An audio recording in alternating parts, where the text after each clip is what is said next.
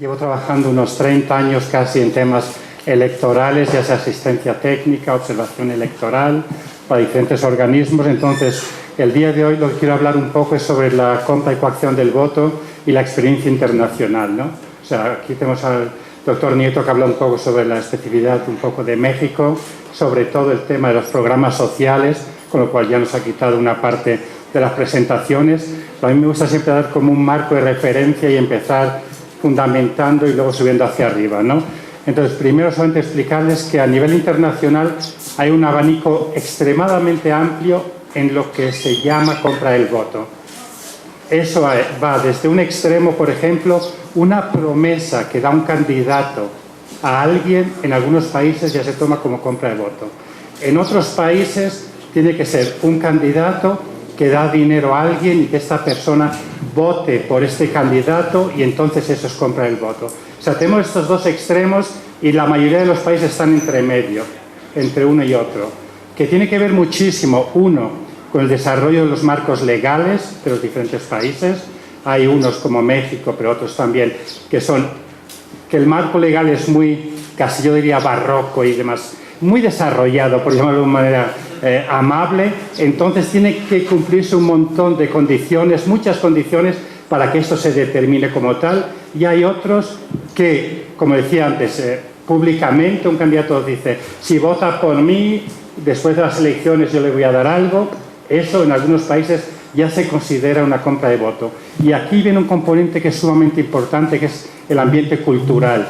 Tiene que ver cómo entienden la gente, los votantes, los compromisos vis-a-vis, ya sean candidatos, agentes de candidatos o intermediarios.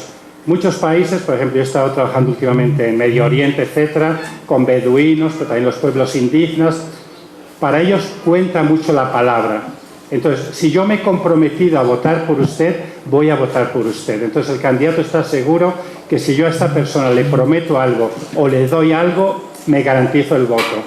En muchos otros países, por ejemplo, en América Latina, Centroamérica, también trabajé hace mucho tiempo, ahí la gente dice, mira, yo voy a pedir de 3, 4, 5, todo el que pueda que me dé, y luego el voto es secreto y voy a votar por quien yo quiera. Entonces, hay campañas que yo he participado en América Central, dicen, mire, toma la plata de todo el mundo y tú vota por quien quieras.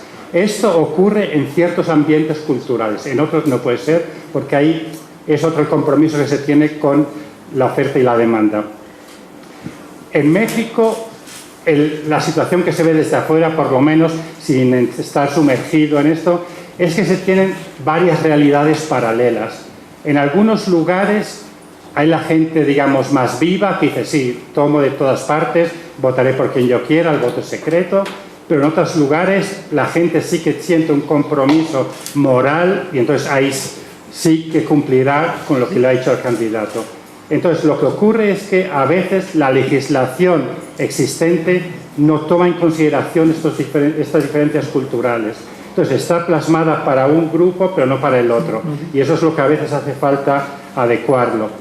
Antes de seguir con la presentación, para que nos entendamos bien cuando utilizamos los conceptos de compra y coacción, o sea, todo esto de la compra y coacción de votos es una fórmula matemática, digamos. Lo que uno quiere como candidato es o sumar votos para mí, para que yo gane, o restarle votos a mi contrincante para que él no obtenga suficientes votos y yo con los míos ya pueda ganar. Entonces, cuando hay compra y coacción puede ser o para decir a alguien que vote por mí o para amenazar a alguien para que vote por mí, pero también uno tiene la lista, o sea, uno sabe más o menos quién ha votado por el partido, por los candidatos históricamente. Dice, bueno, yo calculo que esta gente es mi núcleo duro, estos los tengo ganados, mis contrincantes estos tienen más o menos esto. Bueno, ¿cómo consigo yo sumar más que los demás? Sobre todo con sistemas electorales uninominales, eso es cuando vale la pena. Porque claro, normalmente son circunscripciones electorales pequeñas que vale la pena gastarse un poco de plata. O sea, por ejemplo, si tiene unas elecciones que son proporcionales, circunscripción nacional, son millones de personas que van ahí yo no me voy a gastar mi dinero porque no estoy seguro que esto me vaya a resultar beneficiario. O sea, sobre todo donde ocurre el tema de la compra y coacción de voto es cuando hay circunscripciones pequeñas, uninominales y que cuesta poco, entre comillas, ganar mis escaños, ¿no? Esto también tiene que ver entonces con el sistema electoral. Pero entonces lo que se hace, ya lo dije, añadir votos para mí, compro, amenazo, o lo mismo restar votos para el otro. También, o le compro, pero por ejemplo, lo que le compro, yo lo vi, estaba en México también el año pasado, ¿no? En lecherías y lugares así muy populares, que a la gente que se pensaba, no se sabía que iba a votar por el opositor, decía, bueno, deme su tarjeta y yo le doy algo de plata y regresa el lunes, que ahí le regreso la tarjeta. O sea, o le compro la tarjeta para que no pueda votar por mi contrincante o le amenazo simplemente para que no vaya a votar. O sea, que siempre hay estas dos posibilidades que tenemos aquí.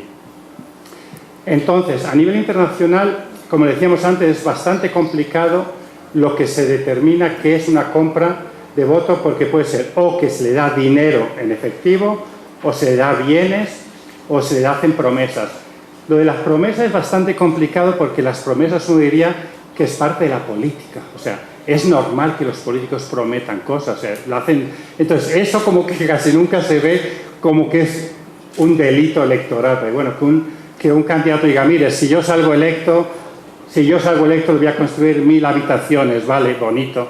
Pero eso no se determina normalmente como una compra de voto, sino que eso son promesas de campaña que la hace todo el mundo y no pasa nada.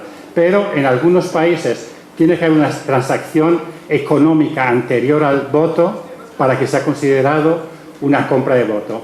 Los bienes en algunos países, regalos, ¿no? Mantas y en otros países hay vestidos, también se considera, en algunos sí, en otros no.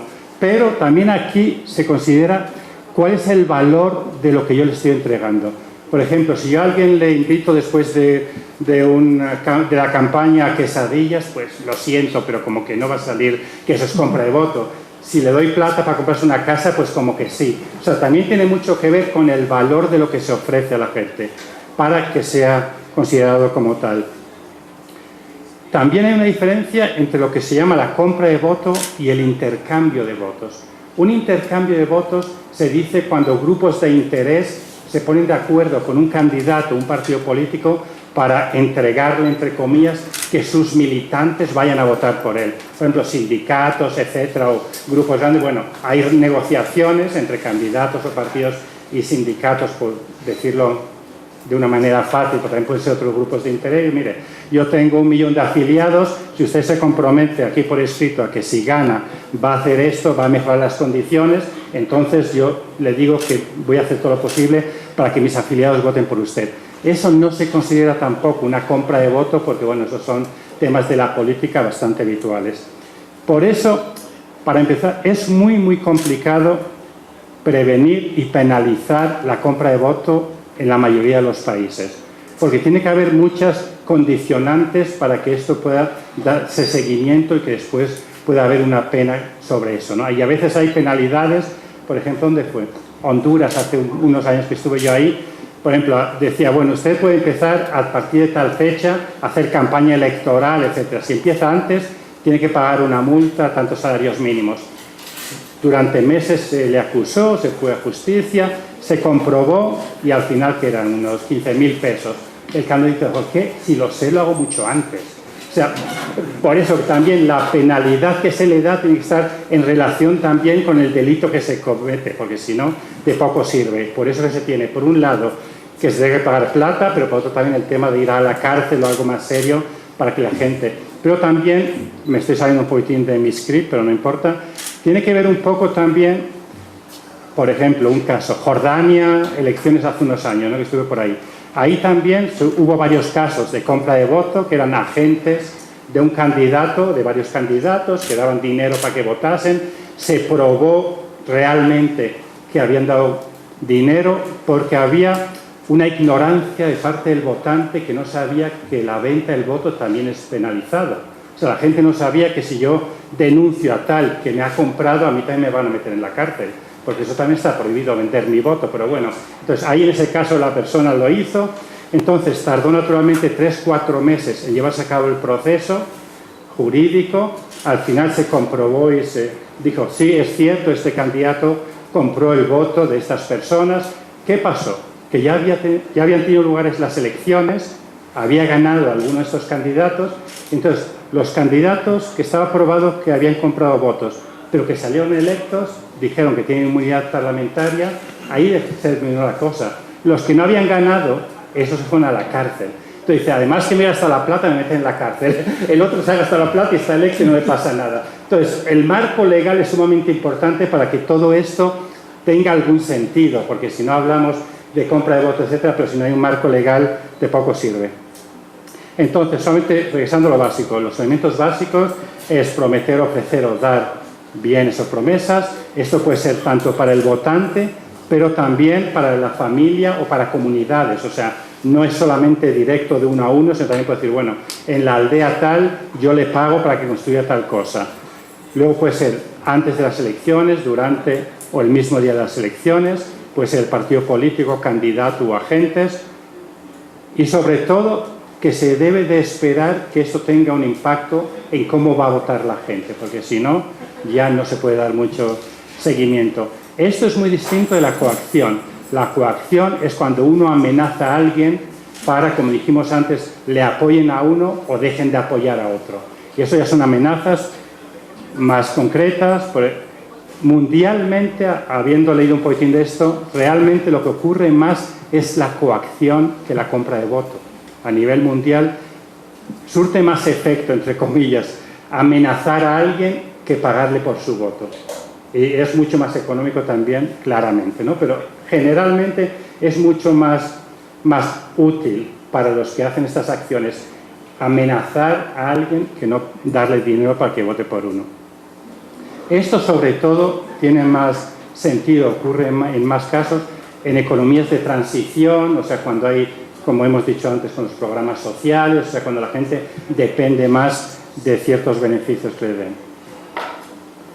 Ya lo dije antes, es más importante el impacto en circunscripciones uninominales, porque ahí va uno contra otro y contra otro, entonces es más justicia, o sea, yo a lo mejor comprándome 2.000 votos ya me aseguro que gano.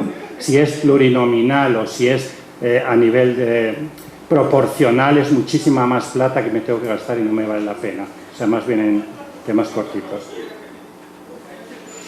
Me voy a ahorrar cómo identificar los actos de compra, que hemos hablado un poco. En otros países, por ejemplo, el intento de compra y venta es legal.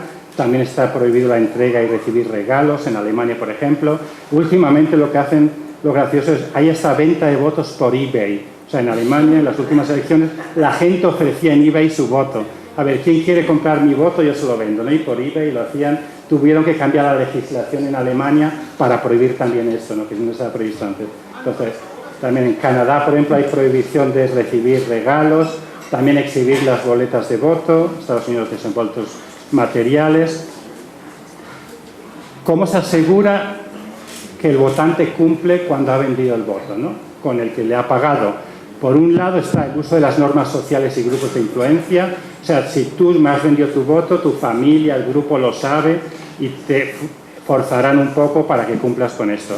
Hay castigos informales, penalidades, pierdes beneficios, etc. Y, como habíamos dicho también, la observación electoral, pero en este caso es negativo. La observación electoral utilizada para verificar que la persona vende el voto. Por ejemplo, hay en algunos lugares, pues ahí están muchos, el votante va a votar y luego grita, ¡he votado por tal! Aunque eso está penalizado en casi todas partes, casi nunca se aplica la penalidad. Eso, por ejemplo, uno lo escucha, vale. El otro, fotografía de la papeleta, ¿no? O sea, tú estás ahí dentro, haces la foto, el otro enseñas, se acabó. Alguna marca especial en la papeleta, o sea, hay muchos mecanismos que tú puedes utilizar, pero para eso tenemos que tener los otros observadores electorales que verifiquen eso, ¿no? Que más bien son los candidatos, los representantes de candidatos y de partidos.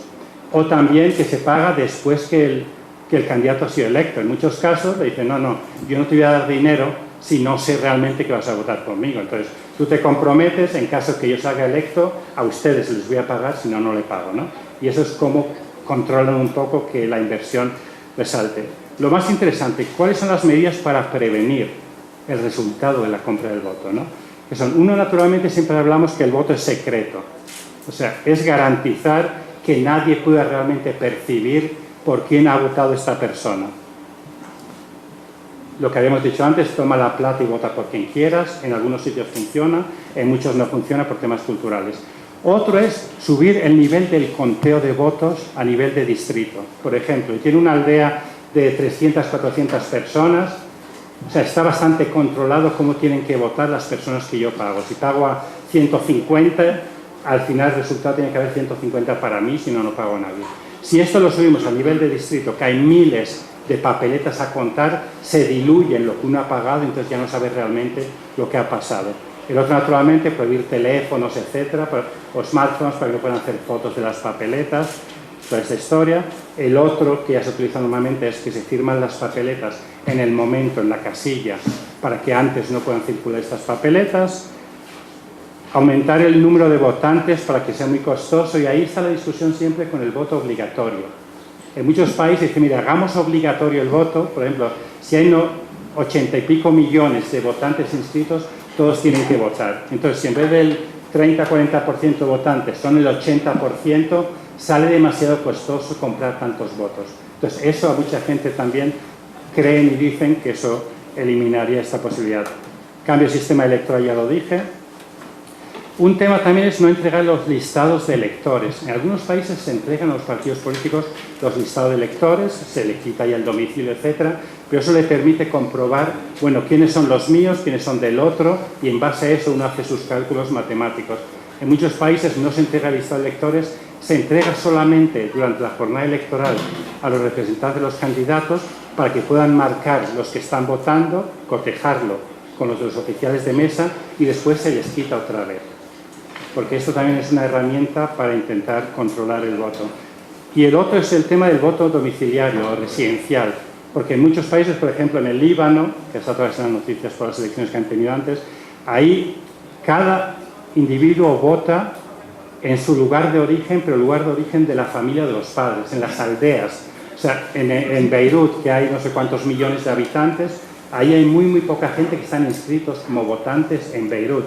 Están inscritos votantes en el norte, bueno, en el Bekaa, están arriba en Trípoli, en las aldeas. Entonces ahí hay un control social sobre esta gente y está prohibido votar donde tú vives. Tienes que desplazarte de la jornada electoral hacia tu lugar de origen y entonces ahí los partidos tienen un control social sobre la gente que puede votar y ahí es más fácil captarte. Si se permitiese, por ejemplo, en el Líbano, que la gente vote donde reside, Beirut tendría millones de votantes y entonces sería muy complicado utilizar la compra del voto. Esa es otra de las cosas. Un par de ejemplos, el de Jordania ya lo dije antes, en otros países que solamente con prometer que se va a hacer algo, pero por ejemplo en Islas Solomon, ahí por ejemplo, solamente el ganador puede ser objeto de una denuncia de compra de votos. O sea, los que han perdido no se le hace nada, pero si el ganador ha cometido algún acto delictivo para aumentar su caudal de votos, aunque sea poquito, por ejemplo, ahí gana alguien con 80%, ha comprado un 2% y se le puede mostrar, esta persona pierde su escaño y tiene que volver a hacer elecciones. Pero solamente se va contra el que ha ganado y si se puede probar que esta persona ha comprado votos, aunque sea muy poquito, boom, con esto ya lo pierde. Los demás ya, además que han gastado plata, han perdido, ¿para qué, no? ¿Cuál es el problema? Vale, con esto creo que voy a terminar. Muchísimas gracias.